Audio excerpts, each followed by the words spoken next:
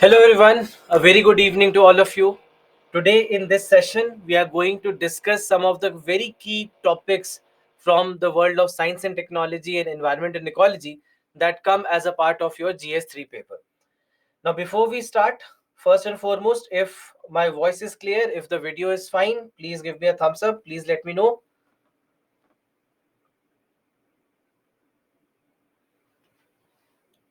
Wonderful, wonderful. Right. So let's begin with today's session. So today we have a mix of a few topics. Largely today we have topics more from environment and ecology perspective and lesser from science and technology perspective. But all these are topics which are fairly important, and these are areas from where we can expect questions in your mains examination. So, what are these topics? We'll go into the detailed analysis of all these areas and we'll try to understand all these areas in detail and how exactly even a question could come if at all they had to ask from these areas. So, first and foremost, the list of the topics that we are going to discuss today. These are the topics that we'll discuss. Now, first and foremost, we are talking about uh, the cloud seeding. Now, cloud seeding as a topic, why we are talking, we'll discuss about this because we see that in Delhi, it is something that we are about to, we want to introduce it as one because of the issues that we are facing. Then, apart from that, we have ECBC, that is Energy Conservation Building Code, and we'll have a discussion on that. Then Project Cheetah, the very important project that Government of India had taken last year, completes its 1 year. So an analysis of what has happened, what are the hits and the misses, we'll discuss that. And then about satellite based internet, because Geo is wanting to introduce it in India, so that's why we'll discuss it. Then space infrastructure in India, this is something that we have taken from the last issue of your Yojana magazine. So this has been taken from Yojana to Yojana, that is October 2023. And harnessing power of digital technology for greener villages is something that we have taken from the last month's Kurukshetra magazine.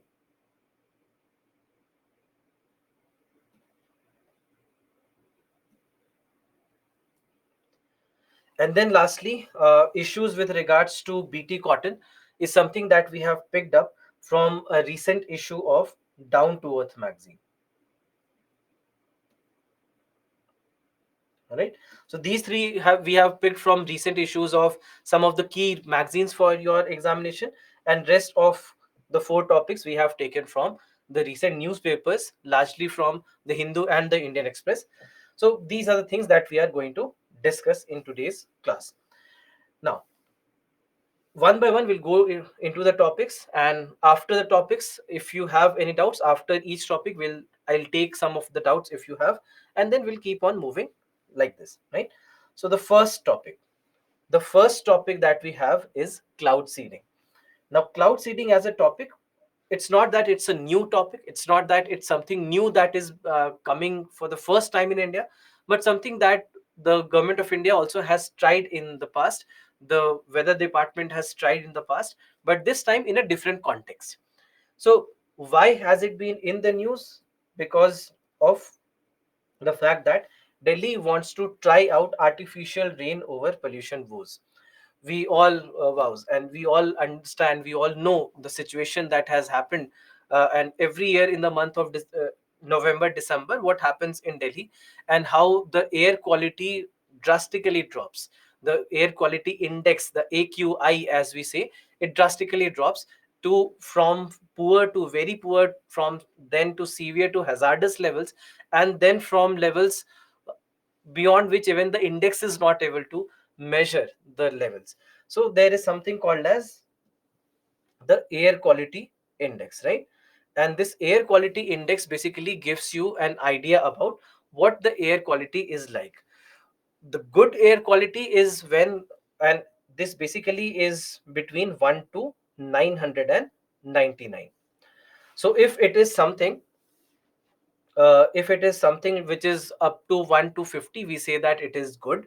Then 50 to 100, we say that it is satisfactory. And then after that, the poor levels start. So then it goes to poor, to very poor, to severe, to hazardous, and then lastly up to 999. So there, every year what we see is that there are a couple of days where the air quality index in Delhi goes to 999, meaning that that's the most that that instrument is ever able to measure. So that's the basic issue that we see, and that's obviously that's very bad for the health, and it will have long term health impacts on anyone who's living in these areas. So there are a lot of issues, and I'm very sure that you also know about a lot of issues that have led to these kind of problems. The smog situation that happens uh, every year in these months. There are certain geographical factors, but obviously there are a lot of anthropogenic factors that are leading to these kind of issues. So we know about all that, but what we are seeing here is one of the solutions that the government wants to try. The solution that they want to try is cloud seeding. Now this cloud seeding will try to understand first and foremost that what do we even mean by cloud seeding, that what is cloud seeding. So cloud seeding basically is, you can say, a kind of a weather modification method that is used in a lot of ways, and this is something that will help in bringing rain or even snowfall etc in uh, in an artificial manner. So that is basically what we say is cloud seeding. So you are seeding the cloud, all right? You're seeding the cloud, you're planting the seeds of clouds so that it will bring rainfall. Now whenever we try to do that, this is something that we call as cloud seeding. So now the method, first and foremost, what exactly do we mean by cloud seeding and how exactly do we do cloud seeding? So there are various different reasons for which we will be using it, and we'll discuss about that as well. So cloud seeding basically is a form of weather modification method, as I told you, that aims to change the amount or type of precipitation that falls from the clouds. Now, here what we do is that we first and foremost introduce certain substances, and these substances will be leading to some kind of precipitation.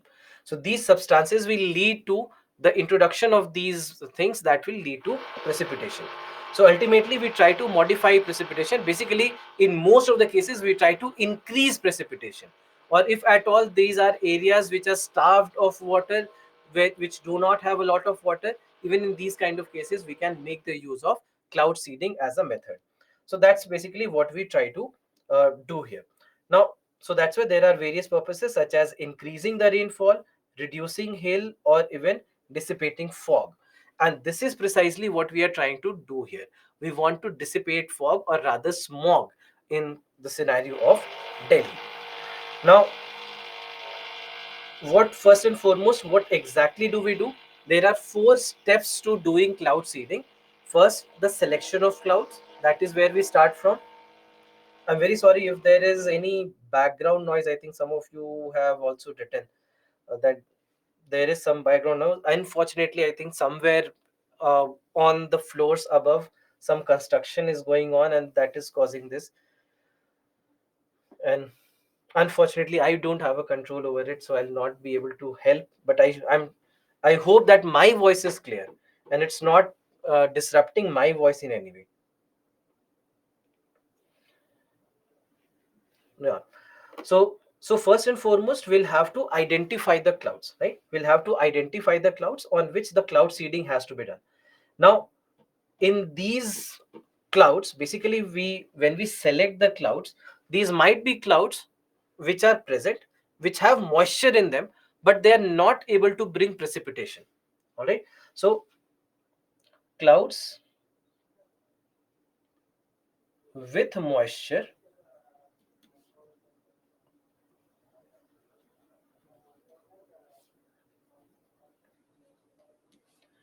that aren't able to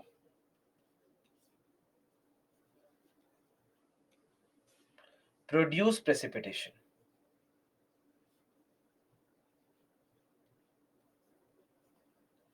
So this is one of the major challenges that we want to tackle. And that's why you have to also understand that there have to be the clouds. or some kind of moisture has to be present. It's not that out of complete dryness, out of no moisture whatsoever in the atmosphere, you cannot do cloud seeding that easily. If some amount of moisture is present, if some kind of clouds are present, then only this method becomes more viable. Apart other than that, if that's not the case, then this method is not that easy to function with. Then after that, we'll be using certain seeding agents, where many a time silver iodide is used, potassium iodide is used, or even dry ice, that is solid carbon dioxide, is also used in many cases. So out of which we see that silver iodide is the most popular one out of everything that we use.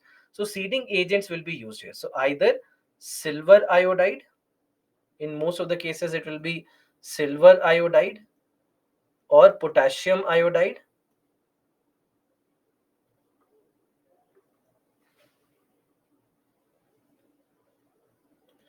or we use dry ice. So what is, sorry, what is dry ice? Dry ice is nothing but solid carbohydrate, solid carbon dioxide, right? So that's basically what we do, right? So in this case, we'll be using these agents, and these agents basically will help in crystallization. They will help in ice crystallization on the clouds. So help in they help in ice crystallization. They help in ice crystallization, that will uh, further help in seeding of the clouds. So that is basically what we'll do. Now what we have to do is that we'll have to have something that will take these silver iodide or potassium iodide to the clouds or to these kind of areas. So for that, what we see is that a lot of times we'll be using some kind of aircraft. So some kind of aircraft as a delivery method will be used. So this aircraft will carry the clouds, or it will carry rather the seeding agents to the required clouds.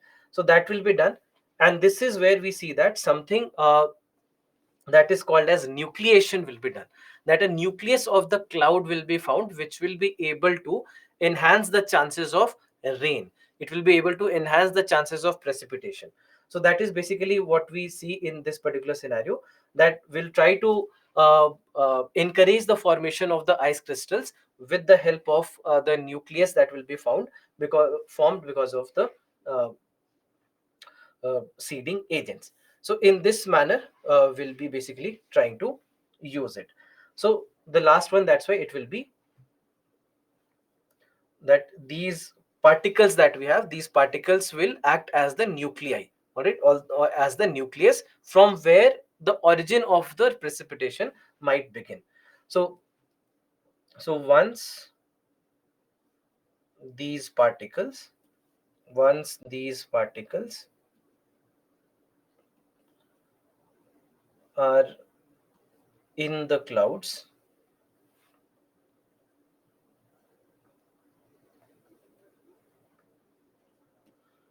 they form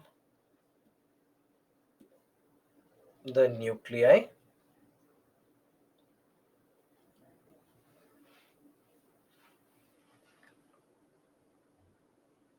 that act as the origin, all right, of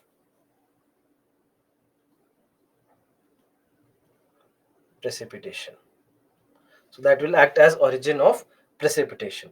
So that is basically what we'll be doing in this particular scenario. Now, so in this manner, we'll try to enhance the chances of rainfall. Now, how exactly can we use this cloud seeding? There are multiple different ways, there are multiple different advantages, or there are different use cases in which this method of cloud seeding could be used. So first and foremost, it can be used in increasing the chances of precipitation. The primary goal basically will be to increase the rainfall or the snowfall. And especially in the arid regions or the semi-arid regions, this is where the areas are water scarce, and these are the areas which can get some help from uh, this kind of cloud seeding. So that's why especially the semi-arid regions and the arid regions are the ones which will be mostly benefited from these areas. Or now this is not something that we are talking about as a possibility or as a theory, but it is something that has been tried in various parts of the world, including India. Even India has been trying cloud seeding for uh, quite some time now. I mean, past few years we have been trying, and we have been also trying to collect the data to understand the success rate, and whether or not it really has a positive impact or not. And if it has a positive impact, to what extent does it have a positive impact? So we are trying to analyze all these things, because the data with regards to the precipitation patterns are not very easy to collect. Many a times in the past, whenever these data have been collected, we don't even know whether precipitation actually happened because of cloud seeding, or were there natural processes that led to precipitation anyway, and did we count it wrongly. So many a times the data with regards to these weather patterns are not very easy to collect. And I'm sure that when it comes to, let's say, when you discuss about Indian monsoons and when you read about Indian monsoons in geography, you'll come across all these factors that are leading to Indian monsoons. And you'll understand the interrelationships between all these factors that lead to Indian monsoons. Even they are very complex. And it's not that easy that you'll be able to predict easily. There's a reason why the prediction of rainfall or prediction of weather patterns are so complex, that they are often very wrong as well. They are not able to give you the information very correctly. We have seen a lot of improvements. You obviously would have seen that now the weather predictions are much better as compared to what they used to be. But go back in time 10 years, 15 years, that if let's say the weather department says that today it's going to rain, you can be relaxed that today is not going to rain. But that's not the scenario today. We see that there have been a lot of advancements that have happened, and that has led to a much better understanding of uh, the weather patterns. But yet we have seen that although India has been trying, US has been trying, and a lot of different countries have been trying, but yet we still are trying to figure it out. So then after that, the agricultural benefits. Obviously, it is something that will also help us in improving soil moisture, and it will help in improving the cultivation of crops in these kind of areas. Also, it will lead to lesser dependence on irrigation, or lesser dependence on water resources. So that's why it will also help us in saving some certain water resources as well. So that's why it will have its own agricultural benefits. Then after that, it will also help in better resource management, better water resource management, because it will also help us in filling the reservoirs, lakes, groundwater tables, etc. also. So from that perspective, you'll have better availability of water, whether it is for domestic purposes, whether it is for industrial purposes, whether it is for agricultural purposes. So in all these cases also, you'll see that it will have a positive impact. So that is also where cloud seeding can potentially be used. Then after that, even we say that it is possible that we'll be able to improve the water levels in the reservoirs, also helping in hydroelectricity power plants. That in hydropower generation or hydroelectricity generation also, it is something that will be very, very useful. So there also we see that there is a possible benefit that something like cloud seeding can have. Then obviously reduction in the drought impacts, and the kind of impact that it can have. For example, let's say in states like Maharashtra, we already have been trying, right? In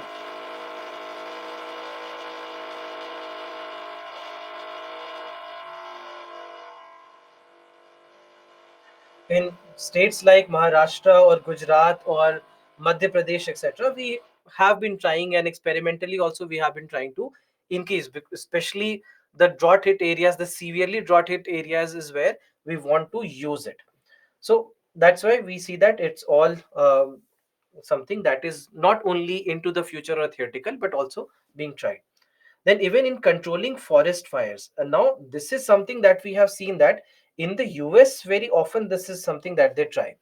That if the cases, and you might know that forest fire cases in the US are very severe, or even in Australia for example, they are very severe. So in these kind of cases also, cloud seeding is something that has been tried, so that they can bring in rainfall that can curb these cases of forest fires.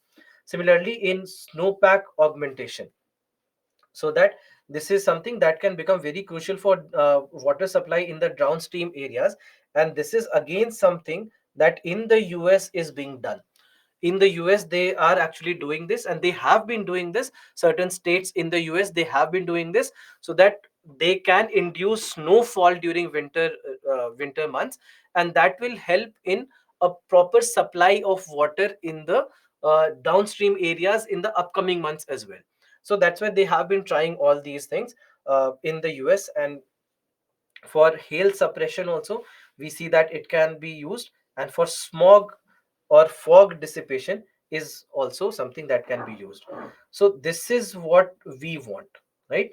This ninth potential benefit that we are talking about, this is what we want. And that is where we see that India now has been trying, and this is what we are trying to induce. So overall, the dates, for example, if you know, the dates that have been chosen were November 20th and November 21st. That is when the government of Delhi wants to use these methods. But otherwise, what has happened is that the weather conditions right now across these dates are, they are saying that they are not suitable enough. They don't find these dates to be suitable enough now, because there are certain newer developments that have happened because of certain disturbances, and that also is leading to some issues. So that's why right now they probably would also shift these dates. But now this is something which is in the contention, that they want to use these methods to understand the potential benefits. Because we know that when it comes to, I mean, if it works correctly, if cloud seeding really works, then there are a lot of advantages that we'll be able to get. So for example, let's say when the cloud seeding was carried out in Solapur in 2018 and 2019, we saw that there was a total of 18% increase in the rainfall over a 100 square kilometer area. So, and this was due to cloud seeding. Similarly, we see that the cloud seeding, the even economically, this was viable. Economically, also there was no issues that we faced, because as you can see that cloud seeding, the cost of cloud seeding was around 18 paise per liter. So that's why it is fine. It's not an issue that we saw. And the prices can even drop by up to 50% more if indigenous methods are, or indigenous aircrafts are used in this particular scenario. So we did see that there are a lot of potential benefits that we see. And overall, there is already a case study, because as I told you that in these kind of states which are hit by severely hit by drought, India already has been trying it.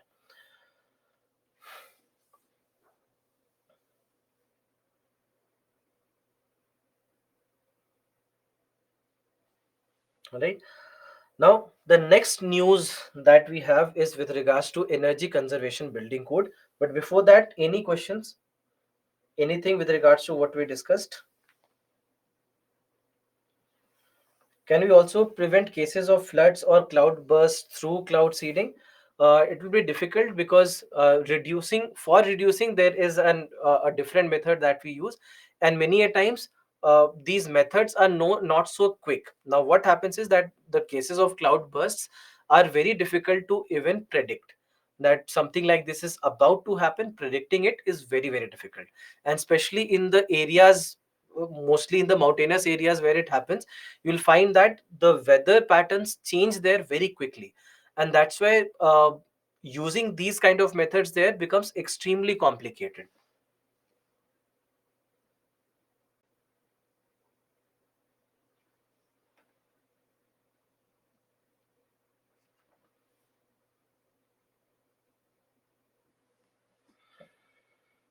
For science and technology, current affairs enough, or static is required? Of course, you need the static portion. Every current affairs also that comes is based on the static portion.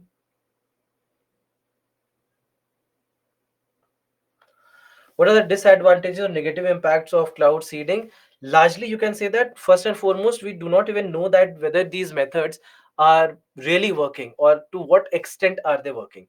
many a times it's very much misunderstood. The data is very difficult to comprehend, and especially when it comes to weather patterns, it's all together not uh, very easy to even understand what's happening, and you are fairly dependent on the already existing conditions also. So unless you have a fairly good existing conditions, cloud seeding cannot happen. So out of an extremely uh, droughted area where there is no rainfall, no moisture in the air, no clouds, etc., we cannot seed it there. So we see that these are some of the potential problems.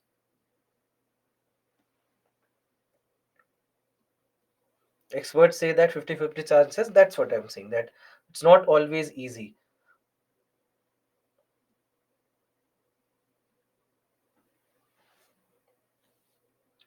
Why is there more preference on silver iodide? It's mainly because of its crystalline structure. It's easier to seed the clouds with silver iodide.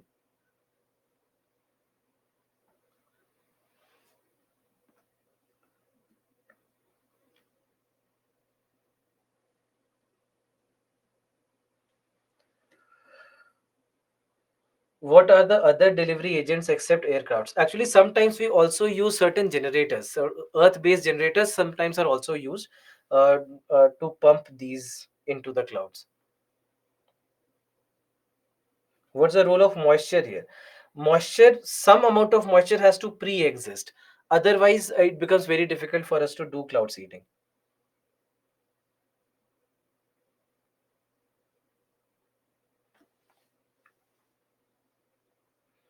Can we use cloud seeding to prevent Vidarbha and Marathwada regions to prevent drought? Yes, exactly. And that's why I mentioned these states, that these are the areas where we actually have been trying already.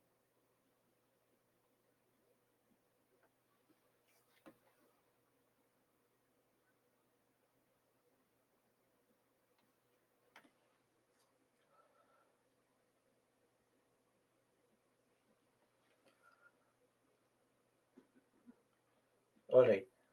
So let's move on.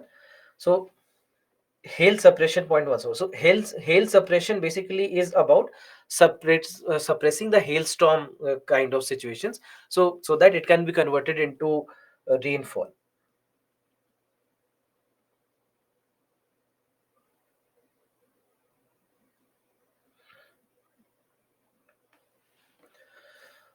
Right. So if at all they had to ask questions, questions largely will come from here. Largely what we are discussing about the potential benefits, this is where the questions will come from. If at all, let's say a mains based question has to come, they'll simply give you the context that recently the government of Delhi wanted to try cloud seeding for curbing the smog situation in Delhi. What do you mean by cloud seeding, and what are the potential benefits of cloud seeding, or how is it done? So everything that basically we are doing it discussing here, it could be summarized into one single question. Right. So coming to the next topic, that is energy conservation building code. Now, why exactly is this in the news? Because recently there was a news that the International Energy Agency, IEA, has called India's energy conservation building code a notable exception among all the developing countries. So that is the reason why it came in the news. So first and foremost, when we are talking about it, when it comes to this code, we'll try to understand what do we mean by this code, what exactly is this code, and then we'll try to understand that what are the basic properties of it. So first and foremost, what is this code? Now, overall, when it comes to the code, we need to understand the purpose, that why exactly was this code even introduced in India. So the purpose of the code basically is to provide minimum requirement for the energy efficiency design and construction of the buildings in India. And it is applicable to any building or building complexes that have a connected load of 100 kilowatt or greater, or contract demands of 120 kilowatt ampere or greater. So if let's say these are the conditions, then in that case the code is applicable to all these buildings and building complexes. Now, out of now in 2017, this code was actually notified. Now, although the code has been introduced by the center, it is up to the state governments to introduce those codes in their states. So until now, what we know is that up to 23 states have notified the code. 23 states have started adopting the codes. Only a few states have still not adopted it. Two of them actually are very big states, Gujarat and Maharashtra. These two states are still making the codes for them. Uh, Obviously, the complexity there is also more because of the consumption also being very complex. And apart from that, there is also Jammu and Kashmir, Ladakh, and Manipur. So these still we are still waiting for these also. But at the same time, we see that this is being introduced now by the states. Now, when it comes to these states introducing these codes, the value of these codes will be that once they are being introduced, it will help us in understanding the energy requirements. At the same time, it will also help in reducing the amount of energy that actually is being used by these buildings. Because when it comes to these buildings, you have to also understand the data that will give you an insight that why these codes are even required. Now, when it comes to these let's say any building for that matter, you know that there is so much scope of wastage of energy, so much scope for a lot of electricity being wasted. And this is where this kind of a code became very, very important. Because ultimately what we see is that if you just look at the data, that buildings in India are responsible for 30% of the total electricity usage that happens in India. And this number is projected to rise to up to 50% by the year 2042. So almost 30% of all the electricity that we are using in India is used up by some kind of building. And it will rise to up to 50%. Because you have to understand two aspects, that why are we saying that it will rise from 30% to 50%. First and foremost, the number of buildings will increase. Correct. There are so much of new construction happening everywhere in the country. Obviously, the number of buildings will increase, and in that manner, the consumption of electricity in these buildings will also increase. At the same time, the energy consumption per capita in India is also rising, and especially in the areas or in the buildings which are uh, in high income areas. So we see that per capita is also increasing and the number is also increasing. So overall, that's why it will lead to a lot more electricity being utilized, or rather used, by buildings in India.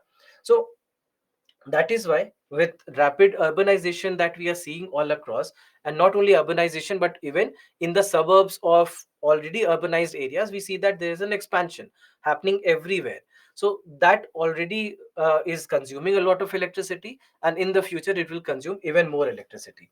So that's why uh, we have to understand all these things.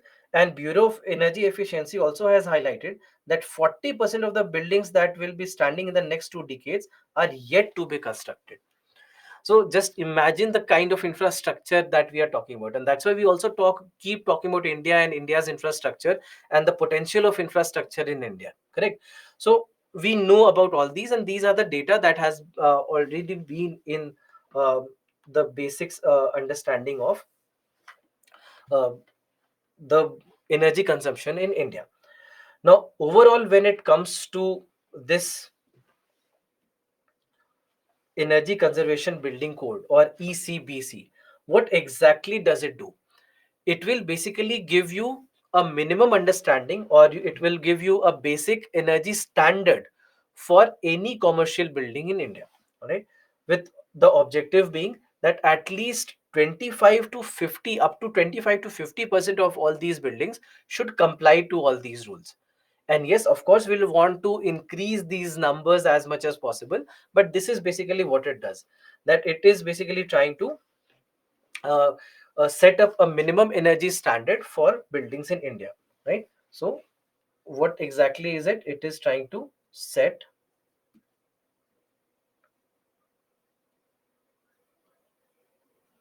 a minimum energy standard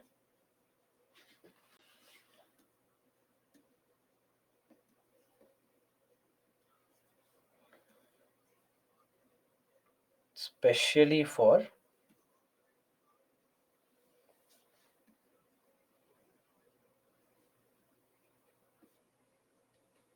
commercial buildings in India.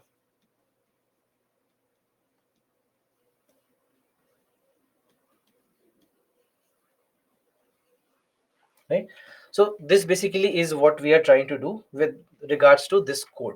So that's why this code becomes very essential, because India also realizes the importance of not only building new energy sources that anyway we have been trying, but at the same time also to conserve this energy. So whether it is schools or even hospitals or commercial buildings like hotels and restaurants and all these things, they all there are so many malls, so many shopping complexes, etc., that have opened in India.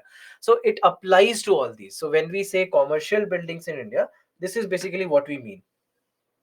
Commercial buildings, when we say, so these could be uh, shopping complexes,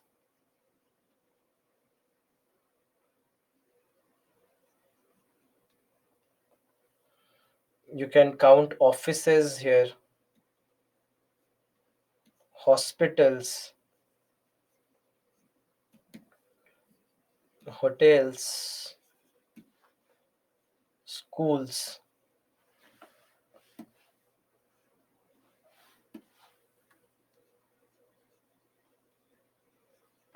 So all these basically will be counted. So so that's why just understand that when we say uh, commercial buildings, what exactly do we mean. And this basically will try to take care of all these different components, sorry, all the different components that we have of all these buildings. So whether it is about the walls of these buildings or all the walls of these buildings, plus all the lighting systems that you have in these buildings, the power sources that you have in these buildings, so each and everything will come as a part of the requirement or all these different aspects of the energy that buildings use. So that's why all these things will be taken into account when it comes to this the use of ECBC. So that's why it has been very important, and India has set it up. We have been monitoring it, and that's why it becomes very crucial from this perspective. And Bureau of Energy Efficiency, especially, has been um, looking after this. And there was a proper document also that was released by the government when it these rules were notified, and all the basic aspects of what are we doing, why are we doing, what is the purpose, who will be counted, what is the role of states, what is the role of the local governments, etc., everything has been clarified in the policy document. So that's why in all these cases this becomes very very crucial from basic understanding of all these things. And that is why now that its work also comes into consideration, because now it already has been lauded for its notable exception among the developing countries. Because in many of the other developing countries there is nothing like this. There's no developing, most of the developing countries are not actually looking after these kind of scenarios, and that's why they haven't been able to be so successful in saving energy. One thing is adding energy, second thing is saving energy, and that is where India is being seen apart from many of these countries, right? So this basically is about this topic. Now again, when it comes to, if at all, let's say a question has to come, how exactly will a question come?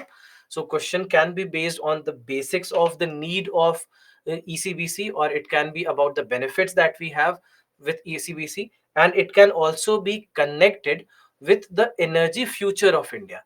That energy, what's the energy requirement of India, what are we doing to add to new energy sources, and are there steps that we are taking to not only add to the energy resources but also to save energy as it is today.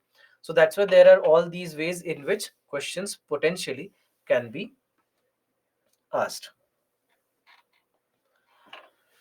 All right, so anything if you want to ask from here.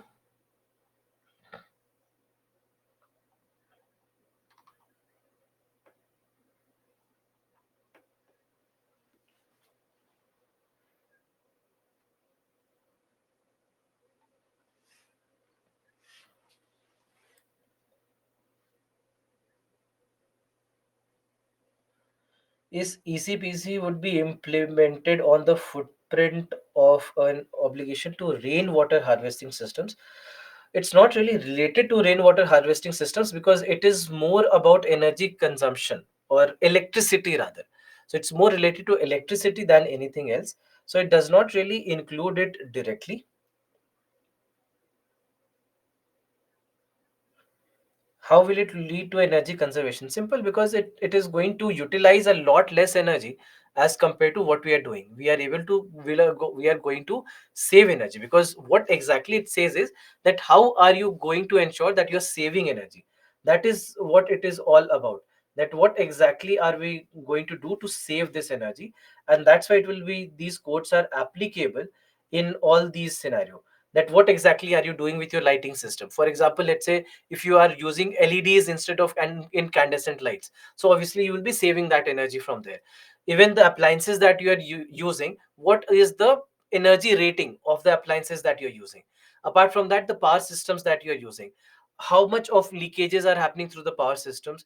Are these power systems working well, or are they also responsible for energy leakage?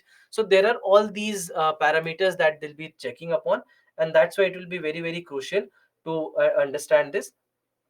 And all these buildings that we have, all these buildings will be categorized on the basis of that, categorized on the basis of uh, how exactly are they doing. So that's why there is ECBC, there is ECBC plus, and there is ECBC super. So ECBC plus, and there is also super ECBC. So they will be basically looking after all these scenarios based on the energy compliances and how much of energy saving is actually happening.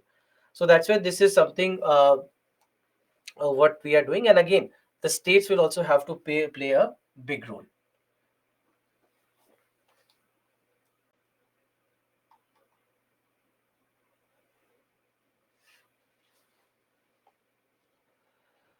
Is ECBC trying to restrict the usage of electricity commercially? And what does it mean by notable exception, and why EIA is jumping here? So, see, International Energy Agency has been monitoring energy usages and uh, potentials all across the world, and that's why in a report that they had published regarding the energy usages all across the developing nations, that is where in the report they had mentioned India, that this is what's happening in India, which is better, or which sets India apart from the other developing countries.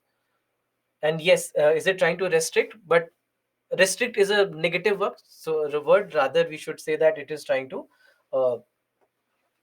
trying to control the amount of energy, and also trying to make it sustainable in the manner that we are using.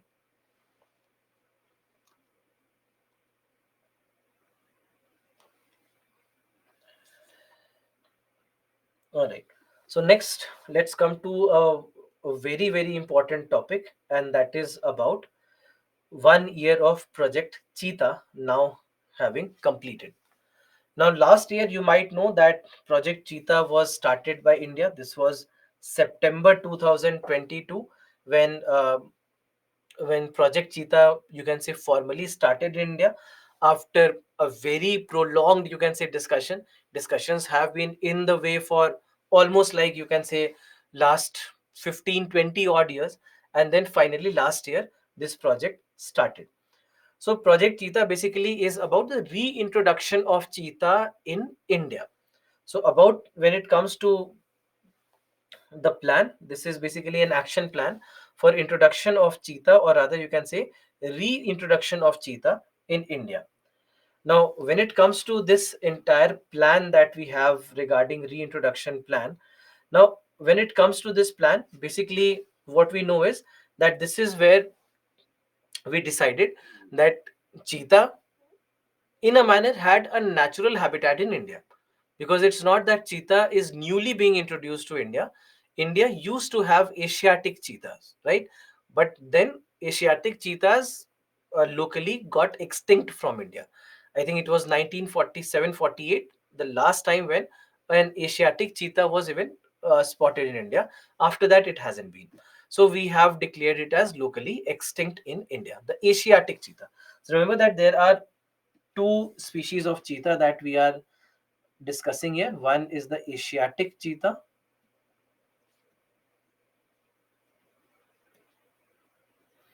and then we have the African cheetah.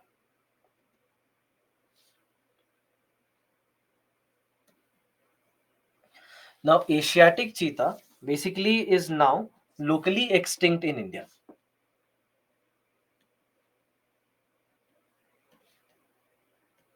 It is extinct in India, and it is still found in Iran. In countries like Iran, it is still there, but it right now there has a status of critically endangered.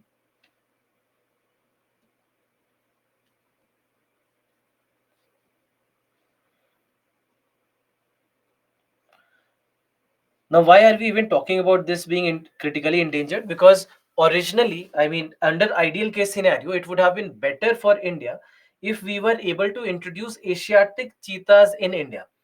But the problem is that they are already uh, critically endangered. So it's not good that we pick some out of them, pick some species, pick some numbers out of them and introduce it in India, because we do not know how successful will it be. We cannot say anything about it. We cannot predict whether or not it will be fairly successful or not. So that's why something which is already critically endangered, we wouldn't want to take those numbers down. So instead, that's why it was decided that India would take or introduce African cheetahs to India. And African cheetahs are found in obviously in Africa, in countries like South Africa, in Namibia. So in all these countries, we see that African cheetahs are found. Now, in this particular scenario, because they are present there in fairly good numbers, although even their IUCN status also, their IUCN status is vulnerable.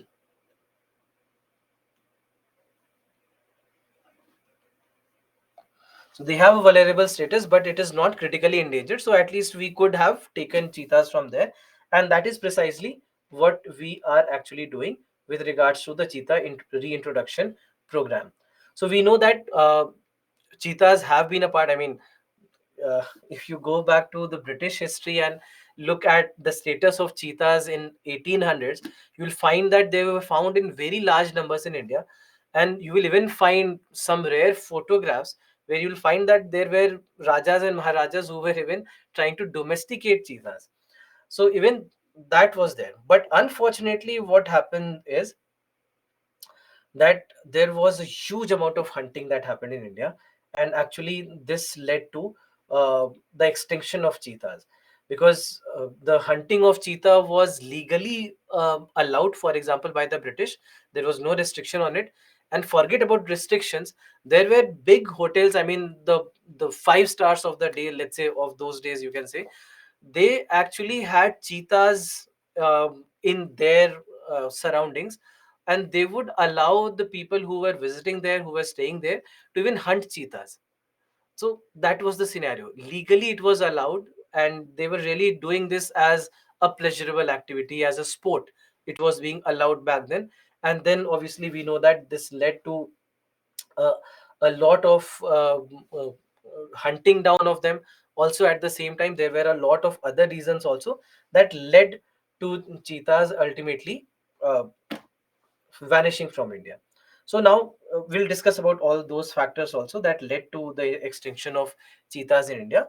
But what we know is that when it comes to cheetahs, right now we have a plan, and the plan, the project is that a period of 5 years, over a period of over a period of 5 years, we want to introduce up to 50 African cheetahs.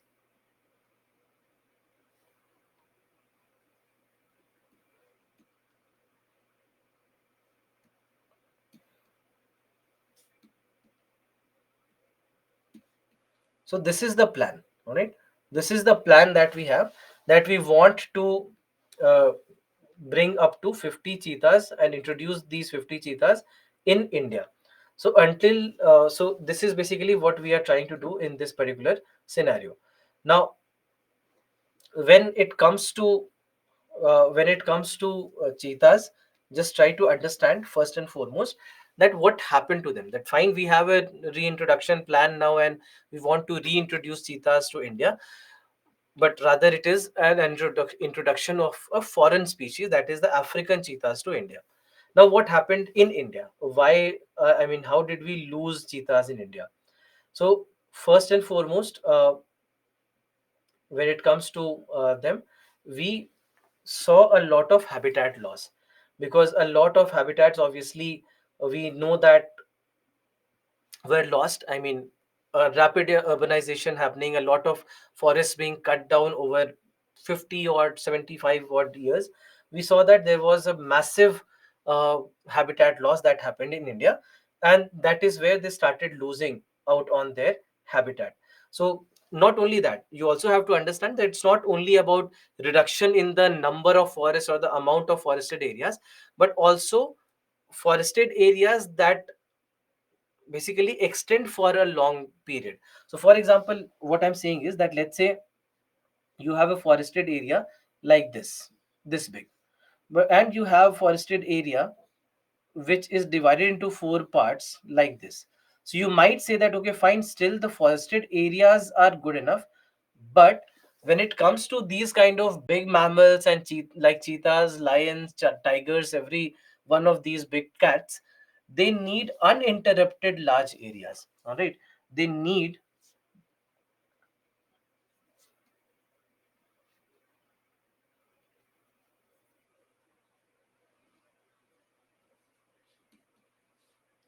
they need uninterrupted large areas. So that is one of the problems, that what happens is that there is a fragmentation of the habitat, right? Because of rapid urbanization, fragmentation of habitat happens, and this habitat fragmentation, so what happens is habitat fragmentation, and because of habitat fragmentation, we see that a lot of them now get confined to their areas, which is wrong. All right, habitat fragmentation happens.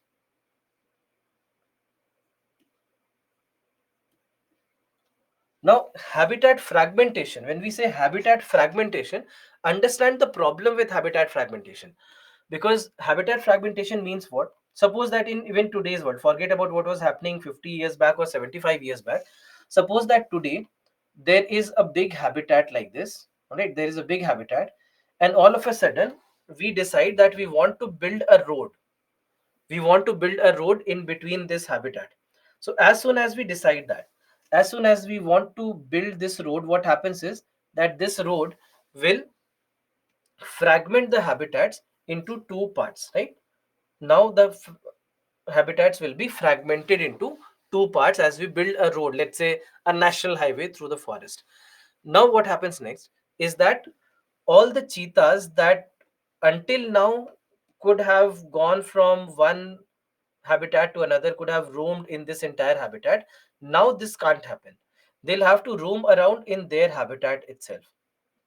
Now, what you'll find with big cats like cheetahs is that they try to find, for mating, they try to find somebody who's not remotely related to them, not remotely related to them, or they should not be very similar in their species behavior. So that is basically what they want, and inbreeding is something that is highly discouraged in these kind of species, and they do not do that. So they always look for somebody who are actually, and this is a part of evolution basically, because with this what happens is that a better genetic mixing happens, and better genetic mixing means better biodiversity and better chances of survivability. So that's why we see that they'll always try to ensure that inbreeding does not happen as much as possible, because that can decrease their biodiversity. So that is the problem. That is the problem that would happen in these kind of species with habitat loss. And obviously overhunting happened. We know that there have been so many cases of uh, uh, overhunting cases in colonial history of India, where you will find that rapid hunting was happening. It was being taken as a sport, and allowed by the British, allowed by the various kings and the princes, and they would take honor in even killing these cheetahs, and it would become an they would count their numbers. So that's why this overhunting also led to a big problem. Then decay or decline in the prey base also happened, because of ultimately again this is also attributed partly to the habitat loss, that it's something like this happened, that a lot of animals that they used to prey upon, now they would not be available, because again the same thing, that habitat fragmentation has happened. This again is attributed to habitat fragmentation, so that leads to lesser number of prey available in the given area. So that also increases the food scarcity for them, and that also leads to decay in population. Then competition with other predators in general becomes these kind of reasons, that now they, once they start to become weaker because of other external factors, once they start to become weaker, this is where they'll start to lose on in all these kind of cases. And then of course with more population increase in India and kind of population jump that we have seen in India, a lot of human wildlife conflict also started, and they led to a lot of killings of these cheetahs also. That also led to a lot of killings of these cheetahs, even by farmers or even by people who are owning those lands where the cheetahs were found. And altogether we saw that there were a lot of lack of genetic diversity that also started to happen, because of lack of breeding chances and opportunities, and that we see that also led to these kind of issues. So there are multiple such reasons that are attributed to all these kind of issue, all the problems that happen in India.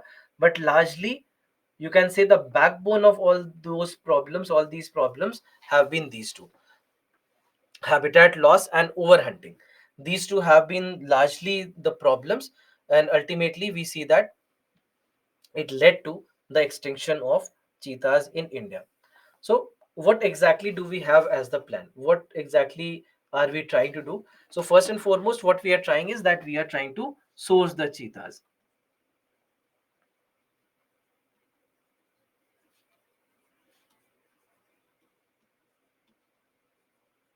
Sourcing of the cheetahs are being done. So, sourcing of the cheetahs meaning that we are bringing them from Africa, right? We are bringing them from Africa. So African cheetahs are being brought here.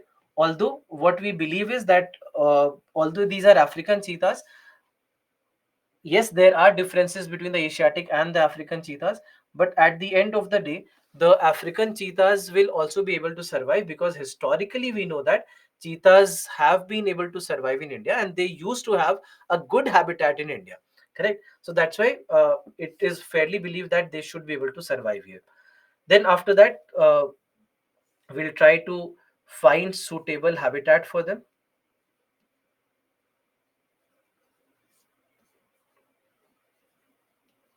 We'll try to find the suitable habitats for them, and this is where they will be basically kept in all these kind of areas. So as you can, for example, the basic plan first is of the Kuno National Park.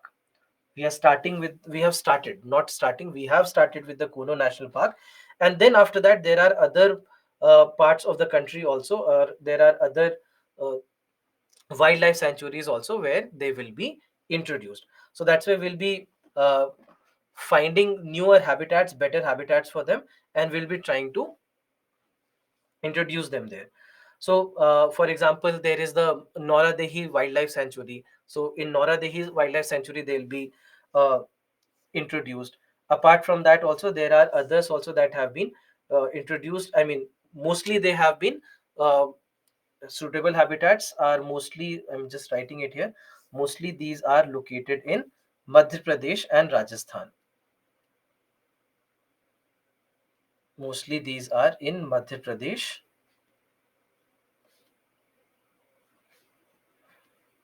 and Rajasthan. All right, so that's why we see that they basically will be chosen and they will be kept here. So Gandhi Sagar is also there, and there are all these which have been chosen. So suitable wildlife, suitable habitats will be chosen for them, and they will actually be set.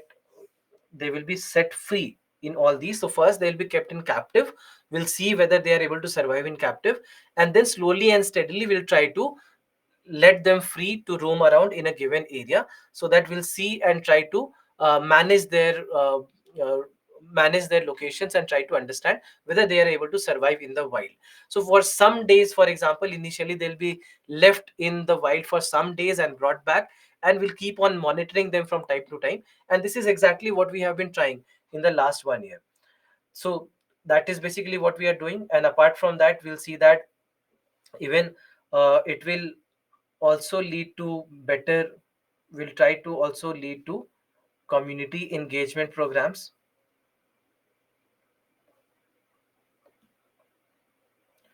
which will also ultimately lead to employment generation.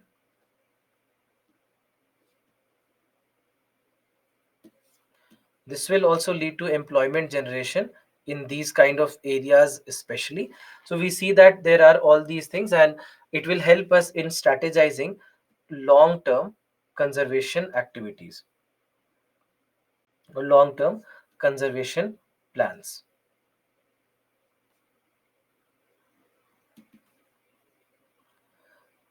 So there are all these things that we have as a plan when it comes to this kind of situation.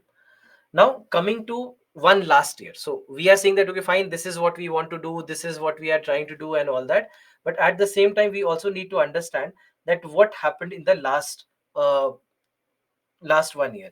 So there are few problems that we have faced. That, for example, there have been cheetah fatalities, meaning that there have been cheetahs who have died, and that has been one of the issues.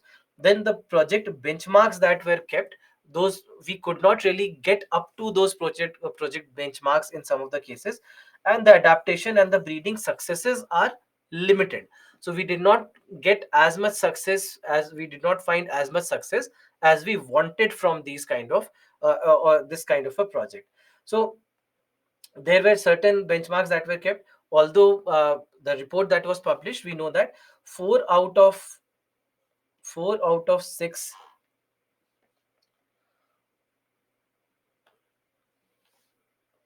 of the benchmarks that we had kept, we have been successful on that. So that's where the report basically says that we have been able to be successful in this. But at the same time, the government also says, the ministry also says that yes, these are very complex issues, and it's not that easy that we'll be able to control all the outcomes.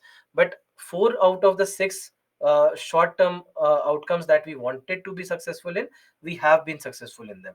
So that's why we see that there will be learnings. Of course, there will be learnings on whatever happened this year, and this will basically lead to a lot of better understanding on in the future. We'll be able to do better. So for example, the fatalities that happened in the country of these cheetahs, some of it happened because of 1 or 2 cases have been of pre-existing conditions, that there were pre-existing conditions in the cheetahs that were introduced, and ultimately they could not survive. There were certain issues where cheetahs attacked other cheetahs, and those cases also there were loss of lives. Then there were new cubs that were born, but unfortunately these cubs also I mean, there were 4 cubs that were born, and 3 out of these 4 cubs, they did not survive, and the fourth cub was uh, uh, uh, projected to be unsuitable for the wild, so it is being bred in captivity and it is not being left for the wild. So that's why there have been all these cases, and we'll basically try to understand all these issues and try to be better in the coming year. Right, so this is about this. So a big topic, a very actually very important topic, because there have been a lot of talks around this topic for a lot of reasons. So if you have any questions, please let me know.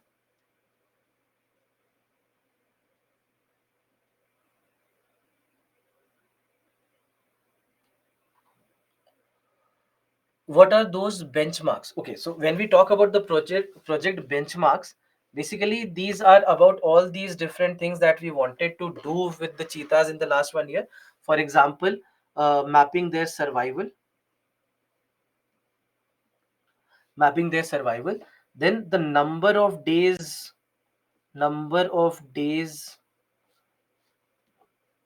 the cheetahs spent in the wild.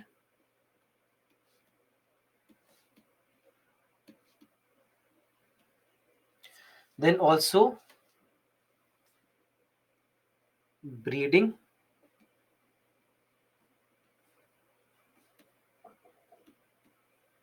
breeding of the cheetahs. So there are all these things. So these things are called as the benchmarks.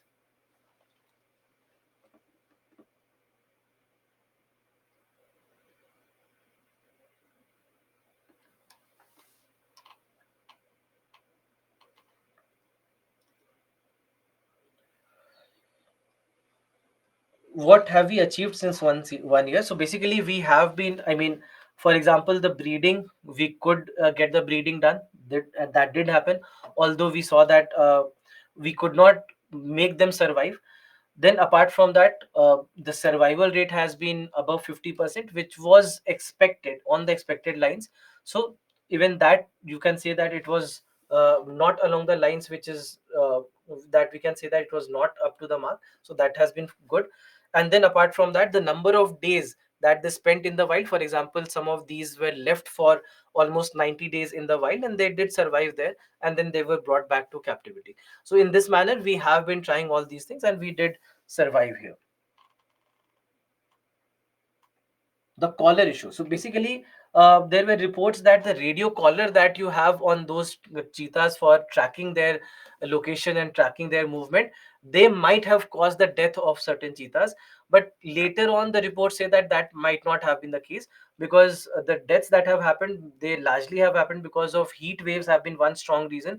That the heat waves might have been a reason. Then some pre-existing conditions have been the reasons, and cheetahs attacking other cheetahs also have been the reasons. Why MP and Rajasthan good habitats for cheetahs? Basically because I mean, if you historically also see, you'll find that especially the central Indian forests, they have been the most important areas for them, and that actually is the reason why we have chosen it. Right. So let's move on to our next topic. So again, I mean, just to add to what kind of questions can come from here, all these are questions, or these are topics from where wide variety of questions can come. So for example, let's say they can ask you about the need, that why did we needed to reintroduce cheetahs here. Secondly, they can ask about the problems that we might face and we are facing in this reintroduction program.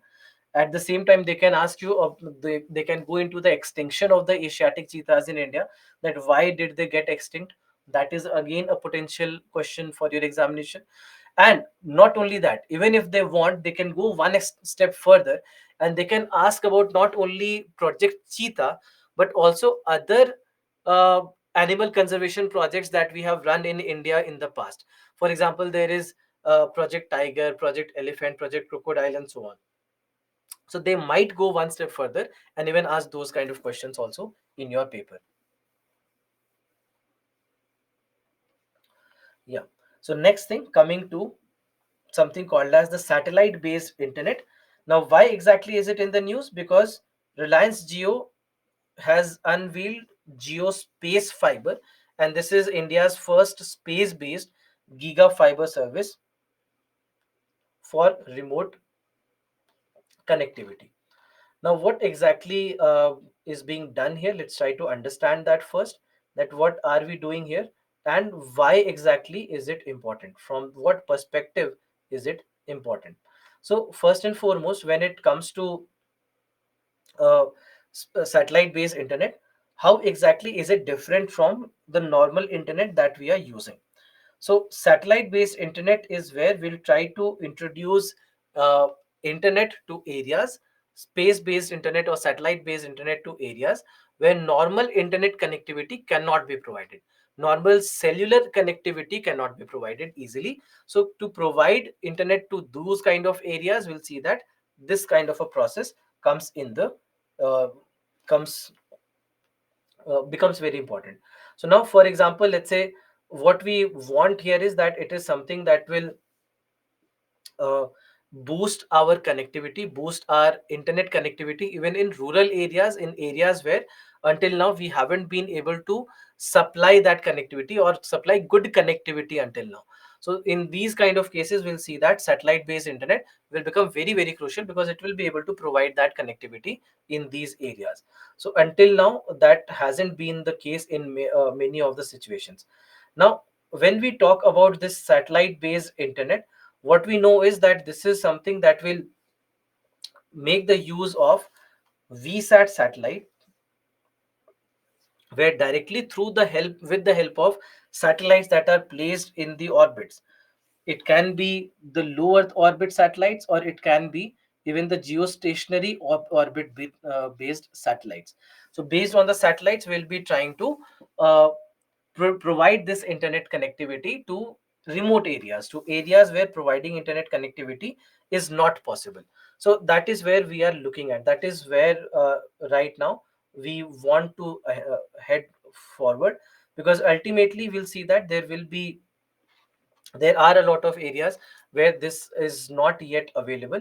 Now, when it comes to the connectivity, so what we see is that Reliance Jio basically is one of the two companies. There was Jio and there was Airtel. These are the two companies which were given the go ahead, so that mobile personal connectivity through satellites could be provided in India.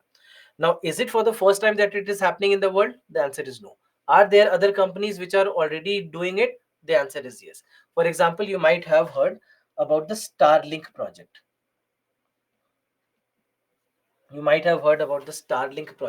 So in case of Starlink project, we see that they already have been doing it, right? They already have been doing it. And apart from that, there are other providers. For example, even Amazon services.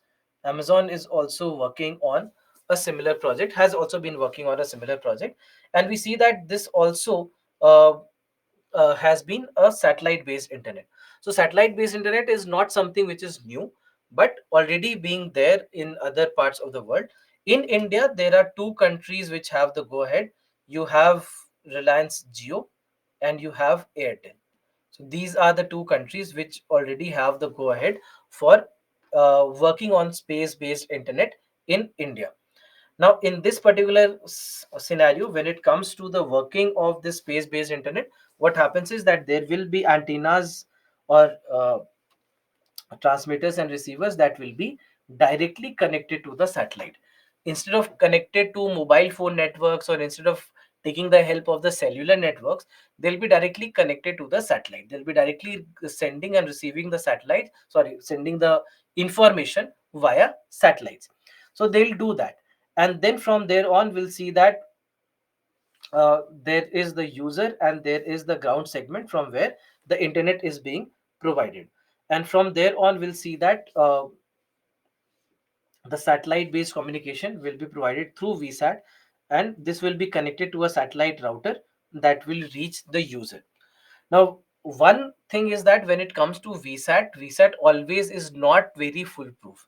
It's not very easy to use VSAT, because it is also sometimes what may happen is that even atmospheric conditions or weather conditions locally can also affect the working of VSAT.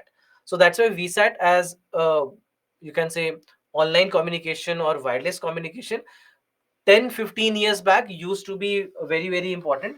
But then we saw that it was actually taken away when better internet connectivities were available all everywhere. When with the advancements in 3G, 4G, 5G services, we saw that VSAT services actually uh, started to uh,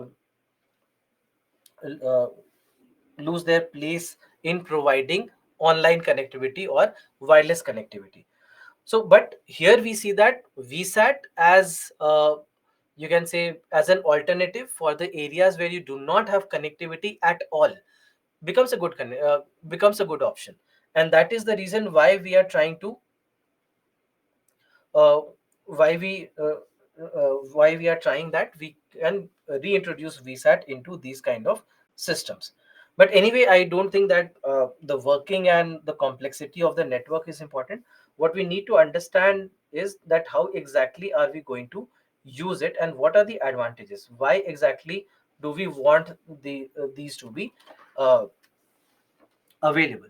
So first and foremost, when it comes to what are the areas that where we are trying it, so if you see, there are four locations in India that have been chosen by Reliance, for example, and these are areas which you can say are partly remote. They are not exactly completely remotest of the areas, but these are certain areas which where you can say that these are areas which are remote.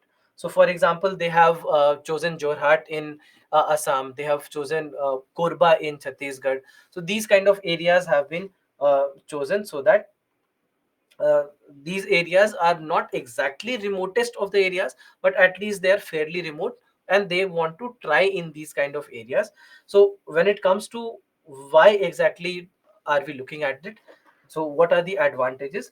So first and foremost, we'll be able to provide rural internet connectivity.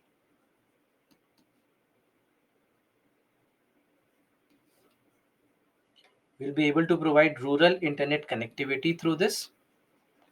So that's why this becomes very, very crucial. From apart from that, we see that the installation and the deployment is not very difficult.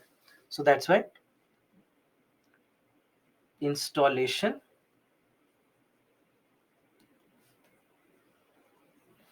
and deployment is easy. Then apart from that, we see that global coverage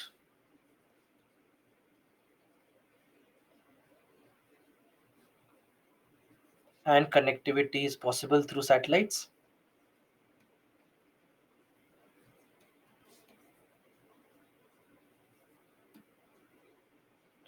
So there are all these advantages. Plus apart from that, we'll see that it will be, in a manner you can say that it will be independent of the local infrastructure, because many a times local infrastructure not being that good can also become a problem. So it is independent of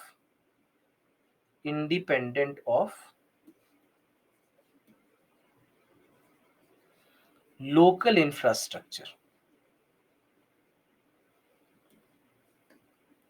So that also makes the deployment much easier. Deployment of this entire system can become easier, because it's not dependent on just the local infrastructure, because local infrastructure also means that you'll be locally dependent on the people there, of the human resource that is available there. So there are all these kind of issues that can happen. But when it comes to satellite based internet, because it's not local, it is not dependent on local infrastructure, but wherever you have the satellite hubs, so that's why it makes it much easier for the implementation and the deployment of such internet.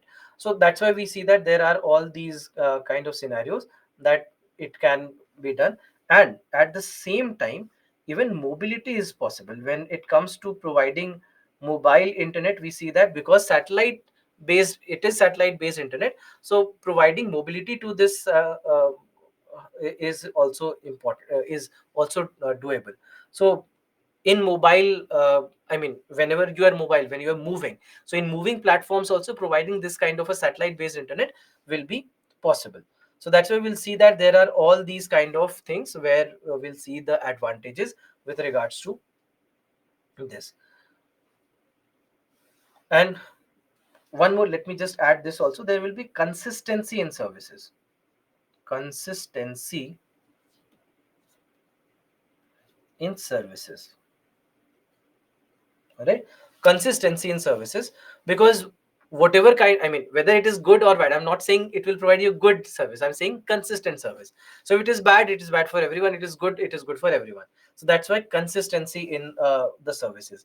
So we see that there are all these things, because obviously what happens is, as I told you, that whenever you have any VSAT based services, the issues, let me talk about the issues as well.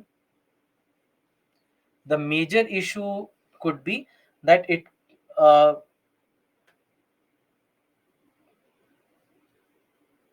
weather conditions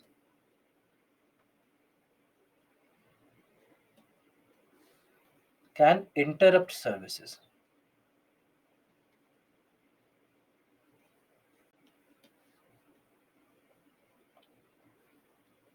Weather conditions can actually interrupt services. So that is basically something that we always have to understand, that with VSAT, for example, as I told you, that whenever you have these kind of satellite based communication, this happens. uh, a, a practical example of what actually we have faced back in 2011, 12, etc. Byju's classes, the online Byju's classes back then, used to run on VSAT. So what we used to do is that the classes would happen, let's say, most of the times in Bangalore or in Delhi, and those classes would be relayed to other cities in the country. So to cities like Hyderabad, to Chennai, to Pune, to Kolkata, to all these kind of bigger cities, we used to relay these lectures while a live class, an offline class was happening in somewhere in Bangalore or somewhere in Delhi. So from there on, it would be relayed with VSAT services, with the help of VSAT services. And when the weather conditions are bad, then the signals are lost.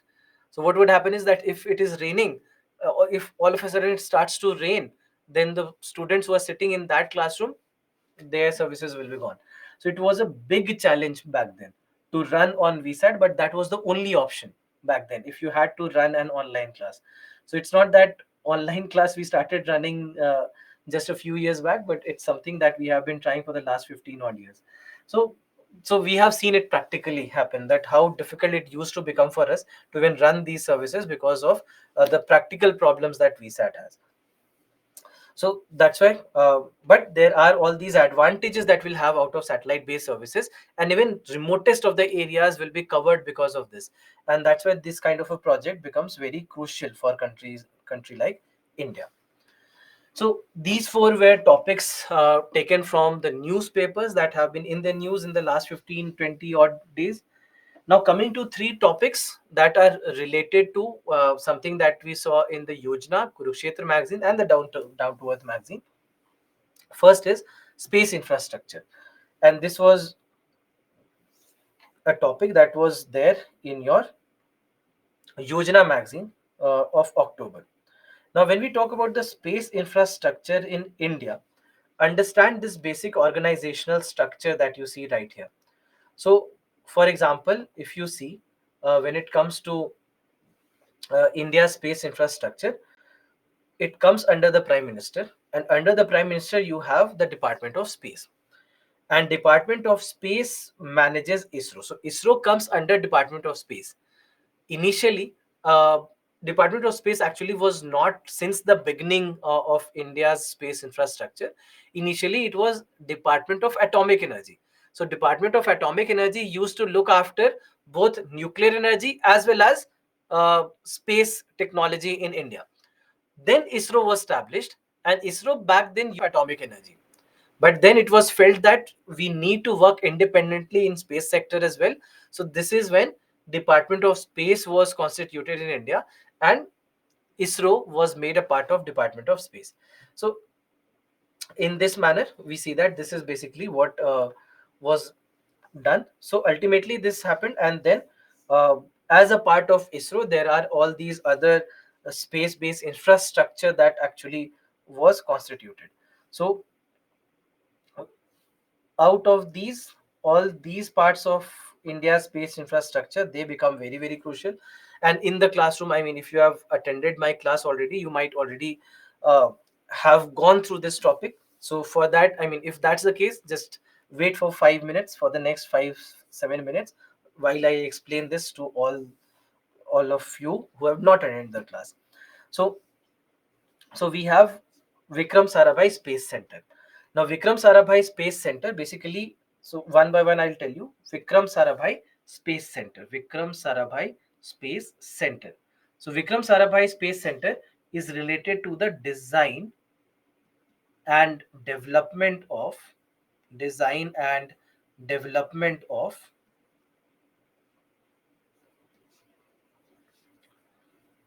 launch vehicles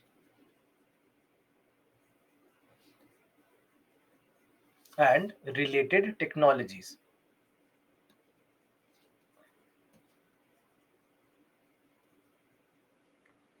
Launch vehicles and related technologies. So anything related to the launch vehicles, any mechanism, all the studies of uh, any avionics studies or any fuel studies or any kind of things which is related to launch vehicles in one way or the other, the physics of it all or the technology of it all will all be done by Vikram Sarabhai Space Center, and this is situated in Thiruvananthapuram. It is situated in Thiruvananthapuram, and this is where all this will be done. Then after that we have LPSC. So LPSC stands for Liquid Propulsion Systems Center. All right, it stands for Liquid Propulsion Systems Center, and this basically is related to the design, development, and the realization of the liquid stages or the liquid fuel that are being used in the space infrastructure of India. So that is basically what we see. So this is basically about the design, development, and realization of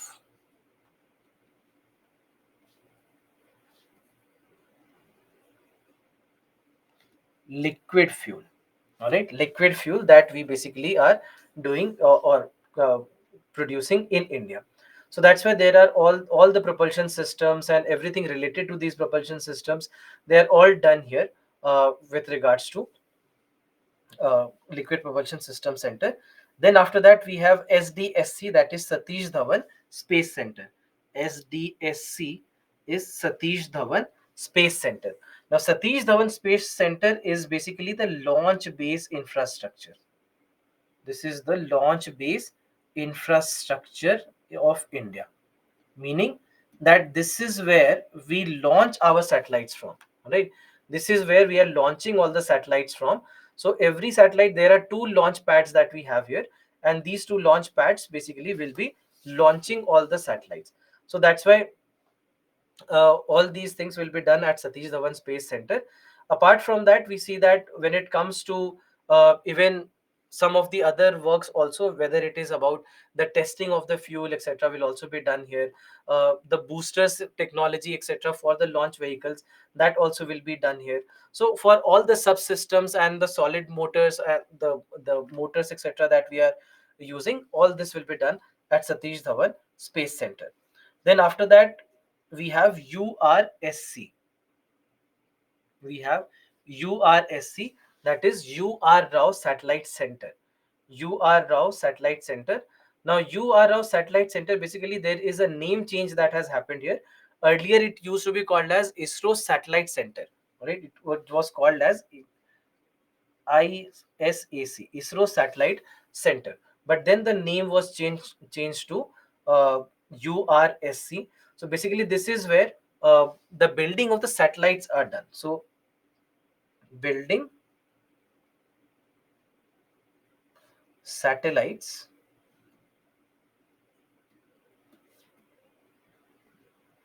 and related technologies. So this will be done basically at UR Rao Satellite Center. Now after this, if you see, after UR Rao Satellite Center, you have SAC, that is Space Applications Center. Now this Space Applications Center is where we see that a lot of smaller developments happen.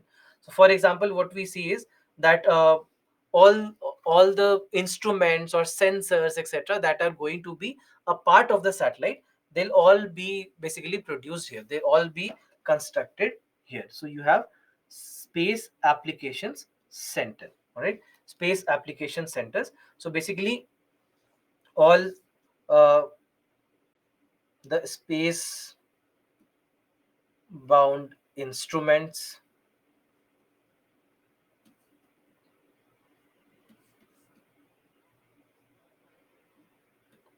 objects, sensors, etc. They will all basically, they will all be constructed here. So variety of things, I mean, whether it is related to navigation, communication, earth observation satellites, whatever it is, for all these things, the basic components, the smaller components that will essentially become the part of the satellite, they'll all be made here. So that is how you have the Space Application Center. Then after that we have NRSC, that is National Remote Sensing Center. All right, it is National Remote Sensing Center. Now NRSC, or National Remote Sensing Center, is where basically we keep on getting all the remote sensing data. This is basically for all uh, the the acquisition of, or the processing of all the data with regards to the remote sensing satellites. All the data being sent by the remote sensing satellites will basically be processed here. So acquisition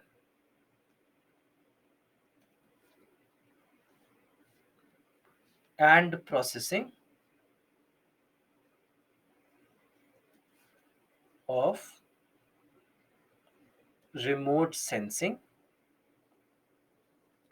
data. So this will be done at NRSC, or National Remote Sensing Center. Even for, I mean, just let me just add, even for providing the services related to disaster management.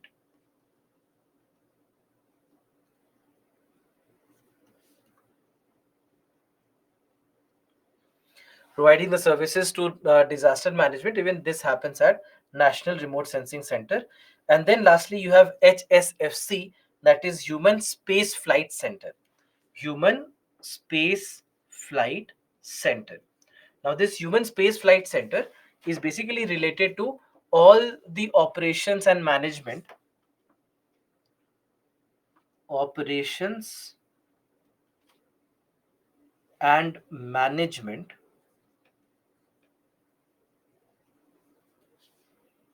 of human space flights.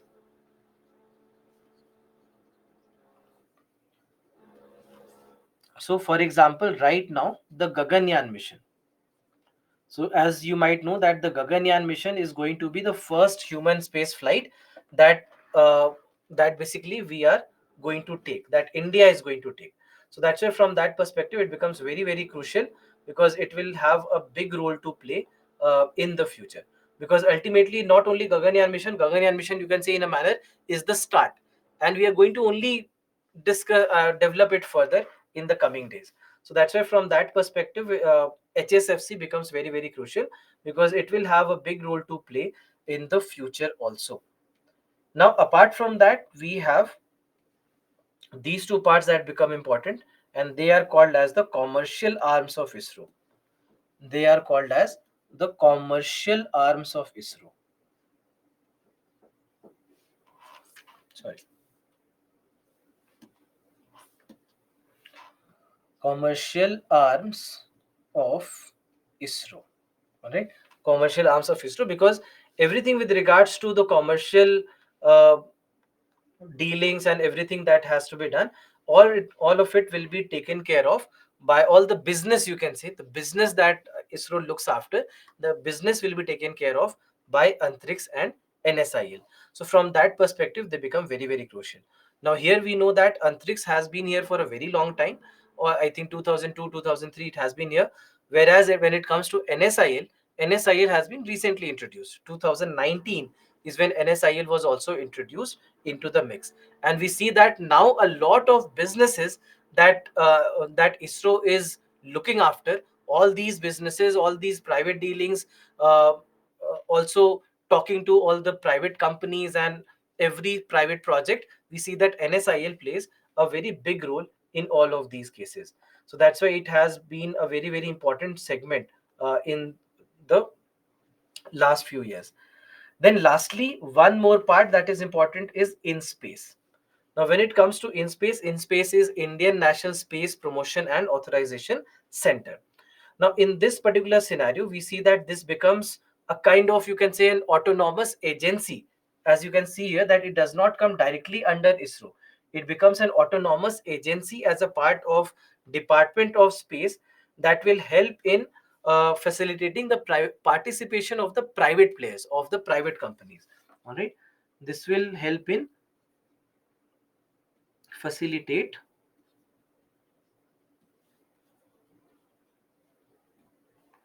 participation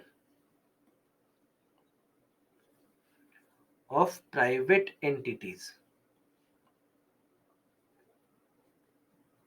So it will deal with all the private companies. It will also help in the development of private companies, in better, you can say, providing better market to the private companies, especially in India, especially the startups in India.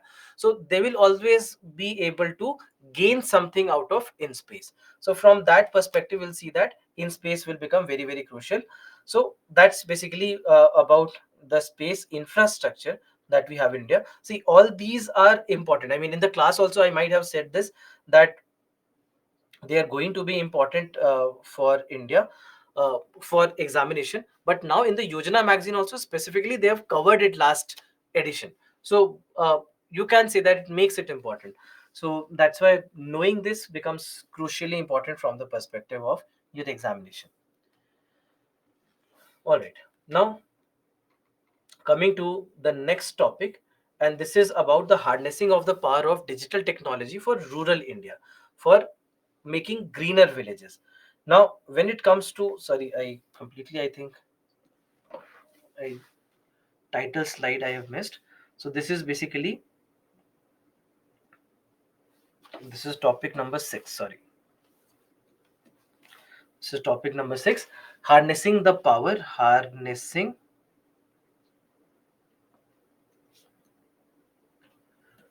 the power of digital technology for greener villages. Digital technology for greener villages. Now, one thing I would want to tell you, the October 2023 October edition of Kurukshetra is a very good edition to read. I mean, yes, you have to read it. You have to uh, read it selectively. You cannot read each and everything that has been written there. But the topics that they have covered in the October edition are very good topics, and are topics where from where we can actually expect questions to come from.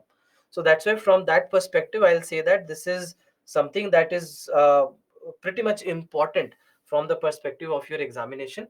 So that's why if at all is possible for you, please read the October 2023 Kurukshetra edition. If you can't do that, then it's already also available for you on your Byju's Exam Prep app. So you can go there also, and the gist is also available there, and you can read it from there as well. But at least read it, at least read the gist if you don't have the time to go through the entire set of the articles that they have published. But you'll see that there are a lot of very, very important points that they have covered. Easy to read. There's nothing new, or there is nothing that is difficult to understand, but it's going to help you a lot. So first and foremost, when it comes to digital technology for greener villages, first we need to understand and try that what exactly are the challenges that India is facing, that what are the challenges that are faced by rural India. So we see that there are some infrastructural challenges that we have in the rural parts of the country. So for example, inadequate waste disposal systems, they lead to a lot of uh, pollution of the land, water, and also it can lead to a lot of health related issues. It can also lead to a lot of health related issues. At the same time, what we see is that the demand for food in general is increasing in India with increasing population, and that is putting a lot of pressure on the land resources that are available there, and that is leading to a lot of deforestation as well. We see that there is a lot of deforestation that it is leading to because of these kind of problems. So that also is also there. Then the problem of air pollution because of crop residue, something that we know of that is happening every year in the country, and that also is leading to a lot of issues for the breathing air for not only the rural areas but also for the urban areas which are in that location. So we see what's happening with, let's say, areas of Delhi, NCR, Western Uttar Pradesh, etc. So that also is there. Then water pollution also arising from poor sanitation and limitations in the sewage planning. So we see that there are all these kind of issues that we see in these kind of areas, in largely the rural areas of the country. Now we know that we have challenges. I mean, if you are trying to solve any problem, first you need to understand what the problem is. That if we want greener villages, if we want to use digital technology for greener villages, first and foremost, what is the problem right now? What are the problems that the rural India is facing, and how can technology help in solving some of those problems? So this is where we need to understand the role of digital technology. Now, when it comes to the role of digital technology, it can first and foremost help in providing a better infrastructure, right? So,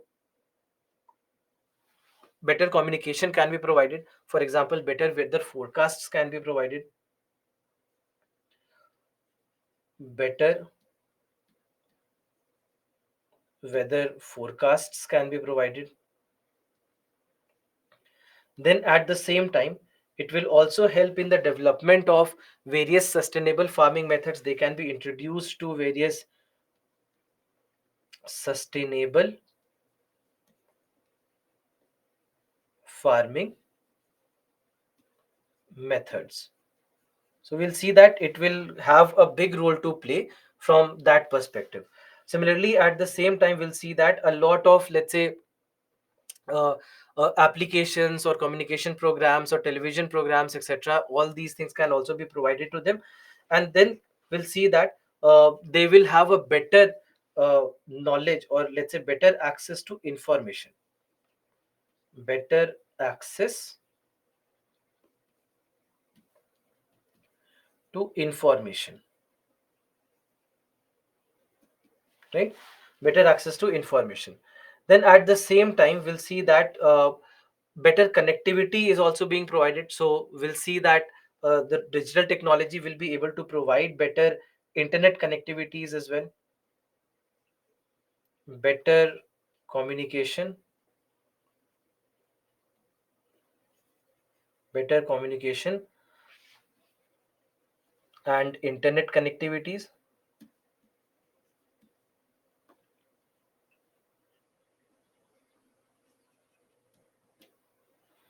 Better communication and internet connectivity can also be provided. At the same time, a lot of data can be made available. A lot of data can be made available. Better land mapping can be done basically. That is also where they will be helpful. And we'll see that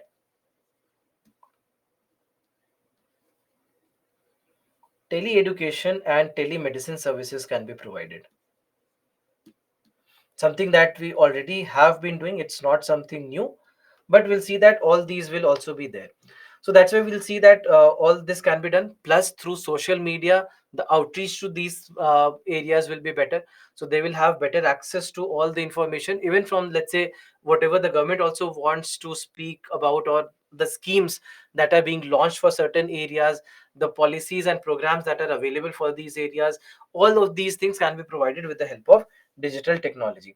So that's why we'll see that there are all these things that can be boosted in these kind of areas. And there are multiple things. I know that these are only some points, and you, if you start thinking, you'll start getting a lot more points that we have just written here. So we know that digital technology will play a big role.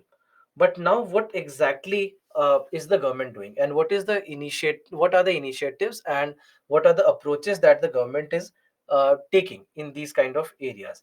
So we see that the government has been engaging better with the people,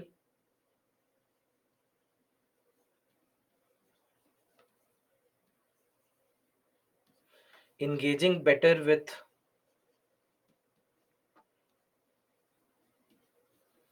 rural areas, and directly they can, I mean, there is a direct reach that the government can have. Otherwise there are a lot of steps through which the government has an access to, let's say the central government has the access to the villages. So for that, what happens is, from the center the message flows to the state, from there to the local governments, to the panchayats, and so on. So instead of that, there can be a direct route that can be established there. So that's why this is basically what they can do. So they can engage better with the citizens, and they can make them understand the importance of environmental protection, and what are the various different methods of acquiring or achieving sustainability. So there are all these things that can be done actually from the side of the government. At the side, at the same time, they can actually use the social media platforms also. They'll be able to use the social media platforms, and that also will become a direct uh, way of reaching them. Then they'll be able to maintain better transparency, and at the same time you can say that they'll be able to, there will be better accountability for the work as well.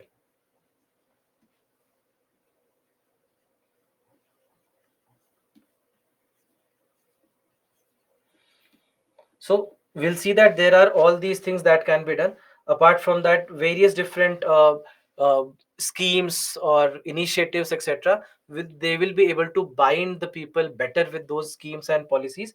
So for example, let's say a project like Namami Gange, and the role of the local population, the rural population, in implementing of those schemes and initiatives, and how those initiatives are going to help in turn the rural population.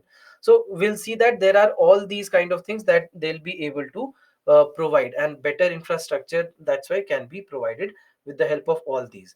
So a lot of, for example, when we say social media platforms, a lot of inspiring stories can be shared with the rural part of the country. So if there is, let's say, a good case study of some kind of some part of rural India, that those stories can be shared with others also, so that they'll also get motivated out of these stories, and they will also be able to replicate those stories if at all it's possible for them.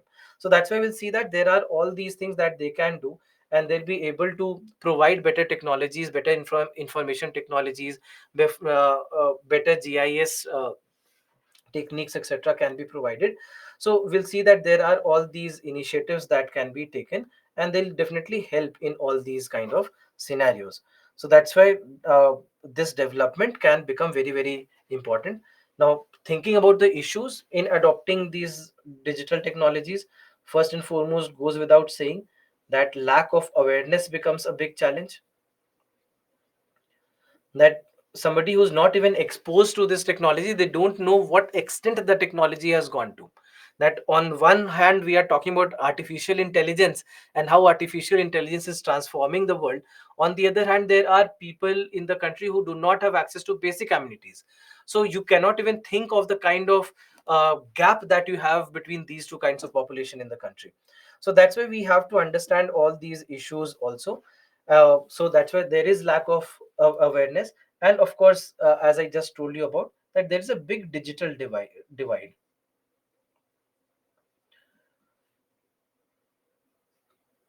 There's a big digital divide that we have in the country, and that also becomes a problem. Then after that, of course, there are lack of resources. There are lack of resources, so that also becomes a challenge altogether. And a lack of, you can say, coordination. Lack of coordination also becomes a challenge. So there are all those issues, you can say, in a manner, that lead to these situations. So we have to overcome these issues, we have to come overcome these issues, and then only we'll see that a better implementation of digital technology can be done. And what we are trying to do, and how we are trying to let's say, make greener villages, or how we are trying to increase their adaptability to the developing technologies, and how they can be made more energy efficient. So there are all these things that can be done, but before that there are these issues that we have to tackle for solving those issues. Now, Coming to the last topic of the day, and this is basically about the issues that we are seeing with BT cotton.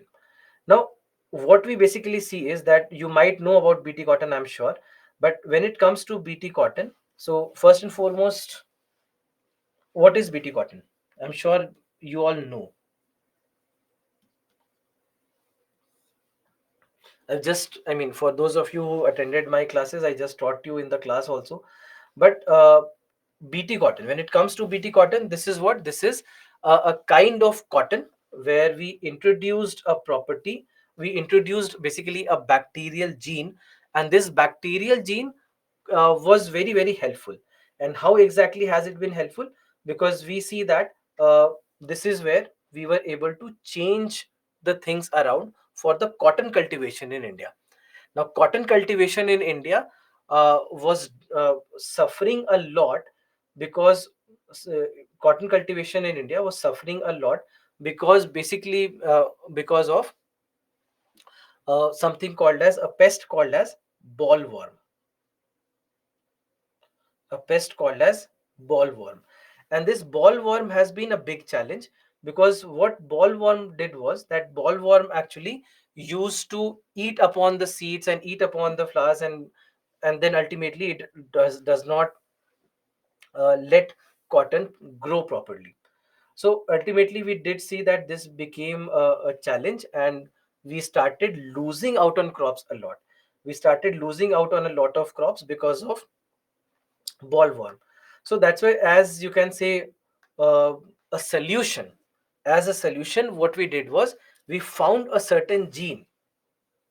We found a certain gene, a bacterial gene that could act as pesticide, that could act as a pesticide against bollworm.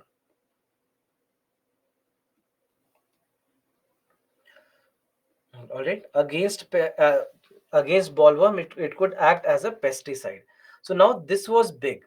This was big because now what happened is that because all these issues that we were facing, these issues could be reduced.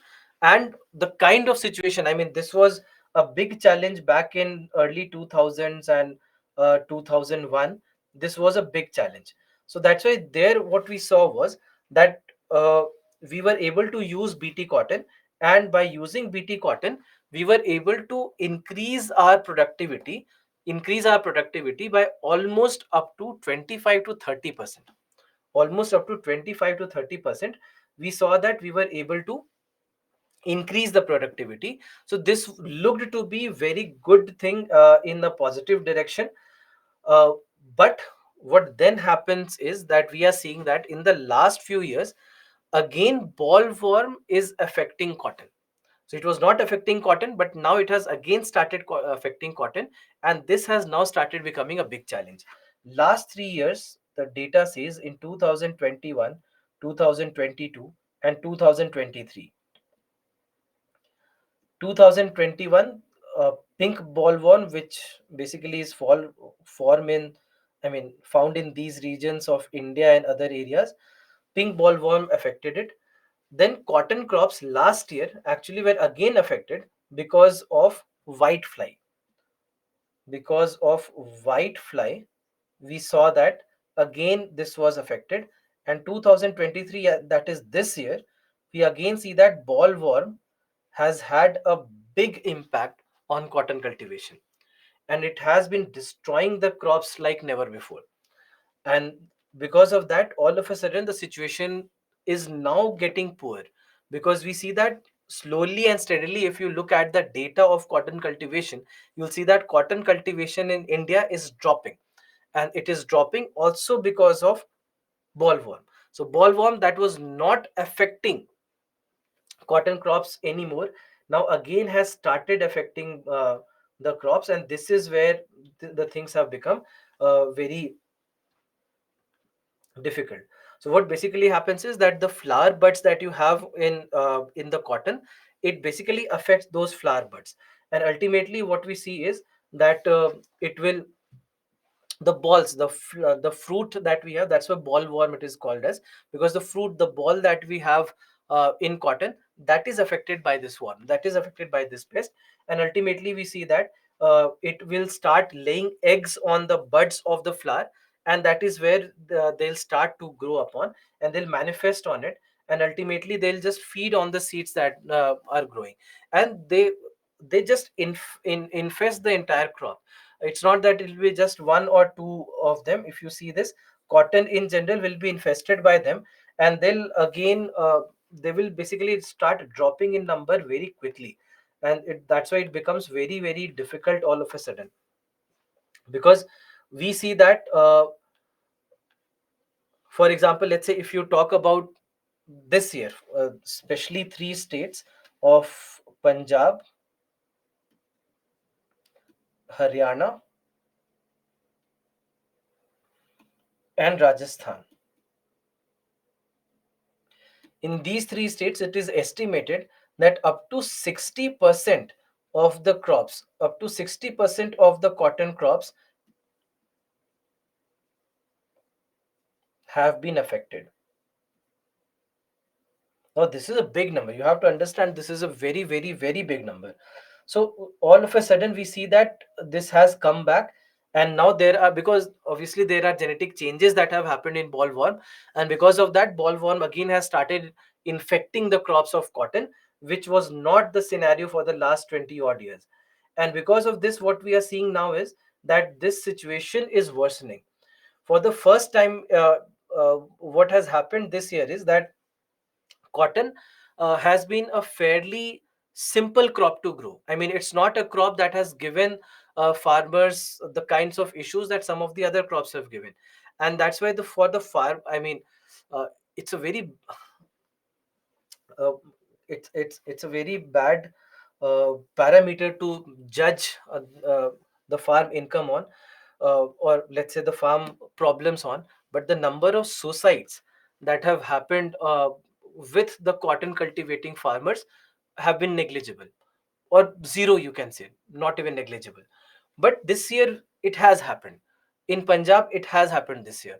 And that's why these kind of scenarios, which were unthinkable for cotton at least for the last 20 odd years, have started resurfacing. And this is where the problem begins. This is where the problem begins, and that's why we have to understand this issue. So so that's why this issue, I mean, this is a growing issue, and we'll see that in the coming days.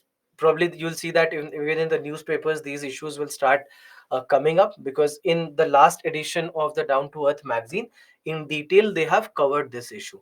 That now we see that we already knew that it was in the news for the last 3 4 years, that we are seeing some cases of pink wall bollworm again coming back and again infesting infecting the crops of cotton. But now we see that the things have become very severe. They have started to become very severe, and especially this year we see that the things have been very very severe, because now it looks like it's not even uh, showing any kind of resistance. That although something, bt cotton is supposed to produce pesticide against bollworm, but that's not happening anymore.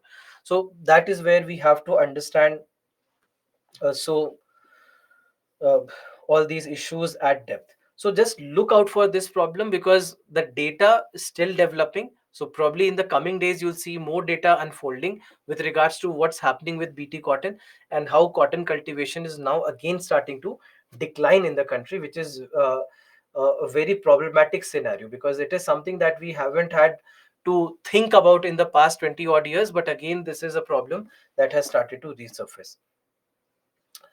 So this is it for today's class. I'm sure that this class would have helped you, and I've tried to cover all the aspects of all the required topics. If you have any doubts, you're always welcome to write back to us. We'll help you with any doubts that you have. And please read through these topics. Many of these topics are also developing topics. Like, for example, what we discussed with bollworm is a developing topic. What we discussed with satellite based internet is a developing topic. So all these will keep on developing further, and it will become important for your next year's mains examination. So if you have any questions, if you want to ask something, let me know. Otherwise, this is where we'll close the session for today. So thank you very much for being in the session. Thank you very much for joining the session. We'll see you back in the next session. So any issues, any doubts if you have, please let me know. So early sowing or late sowing is not really a problem. I wouldn't say that, because ultimately, uh, see, there are two basic problems that actually lead to these kind of problems in general, not only specific to bollworm. One, the genetic changes that will happen, or the kind of evolution that will happen, because they had a food. Now that food has been taken away with the help of some modification in them. Now they have to adapt to this modification, and ultimately in various generations, in the next 5, 7, 10 generations, they will start adopting to it. And that is one thing that has happened. Second problem is climate change. Climate change has led to a change in the weather patterns, etc., in the country, across the world, and that also has led to a better survival rates of many of the pests. So these are the two underlying conditions, not only for the problems that have returned for bt cotton, but also for every other problem that is related to some kind of pest infesting some kind of crop. All right. Can we clone cheetah after introduction in India? We can, but those are very far off cases right now. Is there in full form of BT cotton? BT stands for Bacillus thuringiensis. That's the name of the gene that we have taken from the bacteria. Not really important for the exam.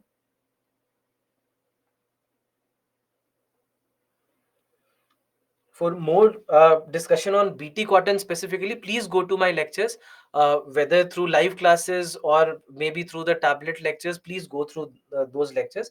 I've discussed them in detail there.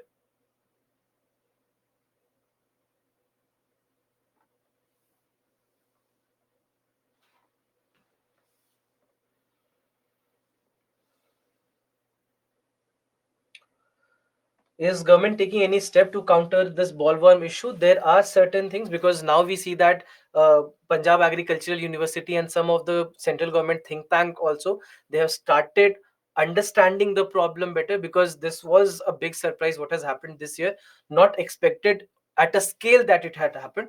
So now we see that there are all these cases, they are trying to understand what else can be done. So for example, there is an American bollworm also, they are studying that. Pink bollworm is being studied. The farmers are also being asked to not only grow bt cotton, but also grow the normal cotton as well, so that maybe that will help in growing bt cotton better, because there can be, first of all, there can be hybridization between them, cross pollination between them, and also maybe a bollworm, because still for bollworm it will be easier to infect the crops that are normal cotton instead of bt cotton. So maybe it will take them away from bt cotton. So there are these kind of things also that they are thinking of. Some chemical pesticides of course will also work against them, so external pesticides will be used now. So there are all these things, and other potential solution that is there, further something that we can do. For example, the genetic introduction in this bollworm bt cotton was something called as CRY1AC. But then we see that there is another version that also is being tried, that is CRY1AB. So there are different such solutions that we basically are looking at.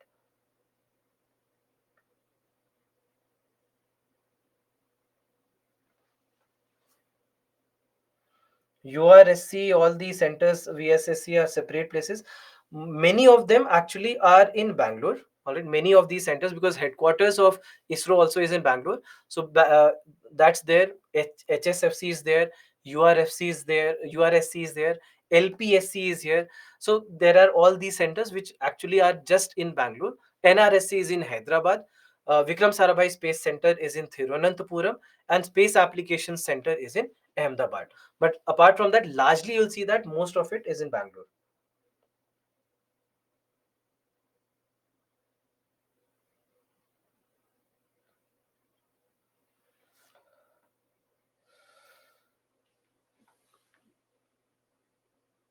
Will it be suitable to call Project Cheetah a failure? Oh, not at all. Not at all. We cannot, by any stretch of imagination, say that it has been a failure. It has been one of the most difficult projects environmentally that a government would have tried to take. And for that, even if there is a 50% success that we have seen in the first year, it's good. In some of the parameters we have succeeded, in some of the parameters we haven't succeeded so much. We'll learn from there, we'll do better next year, we'll do better the year after that. But ultimately calling it a failure will not be suitable at all.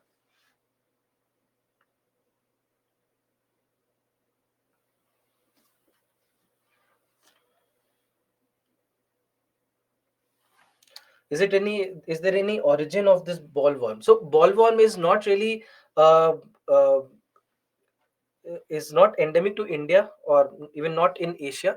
It is an invasive species that actually has come from Americas rather.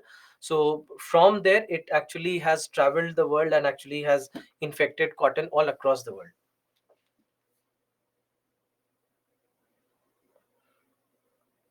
What was 4 out of 6 in cheetah topics? It was the benchmarks.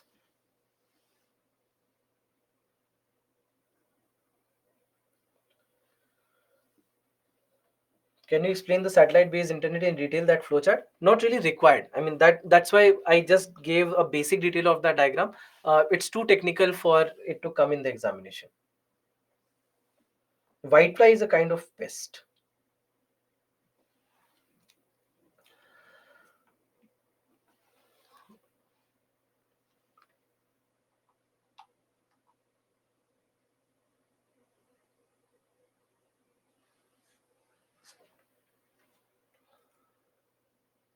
Why is there huge unequal distribution in our country, for example digital divide?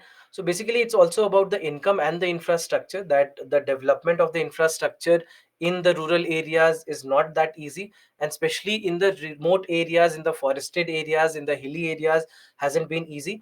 And that's why we see that there has been a lot of gaps there. At the same time, many of the areas have remained poor historically. Even after the independence, they didn't grow in a manner that some of the urban areas were growing, and that kept on creating a bigger divide between these areas. Right. So I think I've answered many of the questions. If there is any question that is unanswered, please write to us. We'll try to answer all the queries, all the questions that you have. So with that, let me end the session for today.